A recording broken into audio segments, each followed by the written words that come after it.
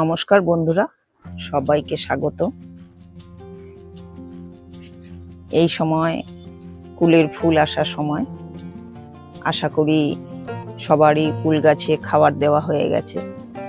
যদি খাবার দেওয়া না হয়ে থাকে তাহলে এখন আর খাবার না দেওয়াই ভালো, কেননা এখন গাছে ফুল আসছে, ছোট ছোট করে কোথাও কোথাও ফলও সেট হচ্ছে, দুই একটা করে দেখো যে ফল সেট হচ্ছে। এইভাবে এখন প্রচুর ফুল আসবে এবং ফল সেট হবে। এখন কিন্তু গাছে আমাদের বিশেষ একটু পরিচর্যার প্রয়োজন আছে, কারণ গাছে প্রচুর ফুল গাছে দেখো, যেদিকেই তাকাবে ডালে ডালে প্রচুর ফুল। এবার কিন্তু প্রচুর ফুল আসছে, তো কিছু ফুল ঝরেও যাবে। এই যে দেখো, প্রচুর ফুল কিন্তু ঝরে আছে, তাতে চিন্তার কিছু নেই, আবার ফুল আসবে। এখন এটাই সময়,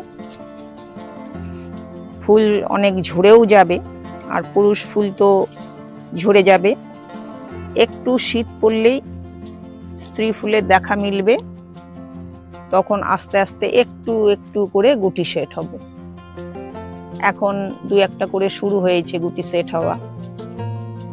এই সময় কিন্তু আমরা যদি একটু ঠিকভাবে পরিচর্যাগুলো করি, তাহলে কিন্তু আমরা কুল গাছে প্রচুর ফল পেতে পারি, প্রচুর পরিমাণে কিন্তু ফল পাবো। এই গুটিগুলো, এই ফুলগুলো কিন্তু আমাদের এই যে রক্ষা করতে হবে।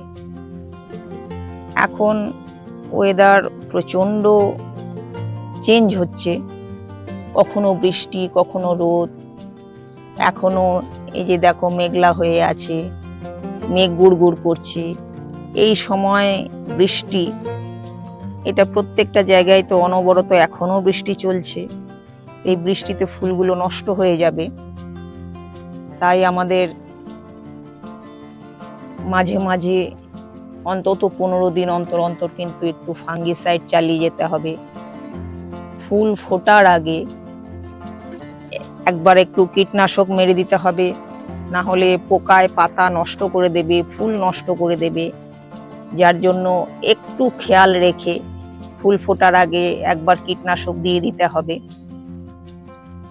আবার ফাঙ্গিসাইডটা চালিয়ে যেতে হবে, না হলে এই যে ফুলগুলো সব বৃষ্টিতে ভিজে নষ্ট হয়ে যাবে ফাঙ্গাস লেগে গিয়ে। এইটা একটু আমাদের যদি খেয়াল রাখতে পারি, তাহলে কিন্তু আমরা প্রচুর পরিমাণে এবার কুল পাবো।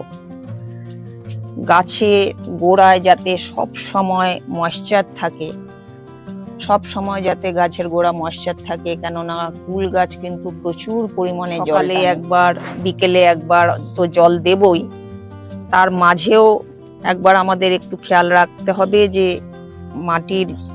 মাটি যেন না শুকিয়ে যায়। এই গোড়ার মাটি যাতে না শুকিয়ে যায় সেদিকটা আমাদের খেয়াল রাখতে হবে। শুকিয়ে গেলে আবার জল দিয়ে দেব। এই ছোট ছোট কিছু কিছু জিনিসগুলো যদি আমরা খেয়াল রাখি, তাহলে আমরা কিন্তু বেশ ভালো ফল পাবো। আজ ভিডিও এখানেই শেষ করছি। নমস্কার।